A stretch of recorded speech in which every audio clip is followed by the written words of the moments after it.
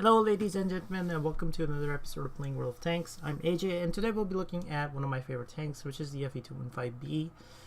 In case you don't know, it is the British Tier 10 heavy tank. Many people dislike it. I have a strange affection for tanks that are not that well liked. It is relatively well known amongst my friends that I like to play really bad tanks all the time. Just because, I don't know, I mean, there's always some character to a really bad machine sometimes, but I don't know, I just don't like playing overpowered machines, and call me weird, but that's just how I am. That being said, I don't have a lot of games in the FE215B. Primary reason for that is I generally don't play heavy tanks all that much. Basically, heavy tanks, in my opinion, are basically lunch for RD in most maps. And occasionally you'll get a heavy tank in the map that you want, and it all goes well then, like this one. Now, in case you don't know what the FE215B is, or if it's good or bad, whether you should buy it or not, if you want my suggestion, I would say go ahead and buy it. It is by far not the worst tank that I own. That honor still goes to the 121. And its gun is amazing. It has, even for a rear mounted gun, this tank has more gun depression than a 121. It has, you wanna guess? It has 4 more degrees of gun depression than a 121. The 121 has -3, this one has -7. The tank's turret is really strong. Most TDs will, if they don't hit it flush on, or if you don't give them an easy shot, may actually ricochet off the turret, but its frontal armor is pretty weak, and for that reason alone, what you want to do is you always want to try to side scrape. Rarely show your hull to anybody, and if you have to show your hull, make sure your exchanges count. That means, for example, if you are trading with an E75, an E75 has a lot smaller pool of hit points, and therefore you should be able to put 2 shots relatively easy for every 1 shot that he manages to put in.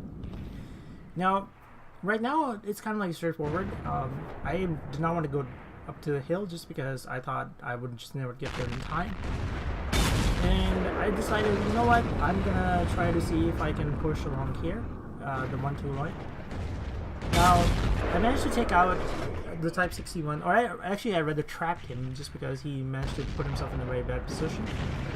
And I bounced a shot from the Leopard PTA who tried to take a shot in the side, and took out the T92 and another medium, but other than that, not really something interesting happening until now. Now here I've completely flanked the enemy team, which is sitting on the 8 line, and so if you see me looking to my right, that's because I was kind of afraid that the Leopard might actually come around and actually decide to push shots into my side, and I didn't want that to happen. Now, the gun is fairly accurate, and it aims in really fast, so this tank in 9.6 definitely got a bit of boost to it, just because if shot dispersion was nerfed when you're trying to fire on the move, then definitely, this tank is always aimed in. Now over here, the E5 makes the right choice of trying to defend his flank, but at the same time, it's not the right choice, because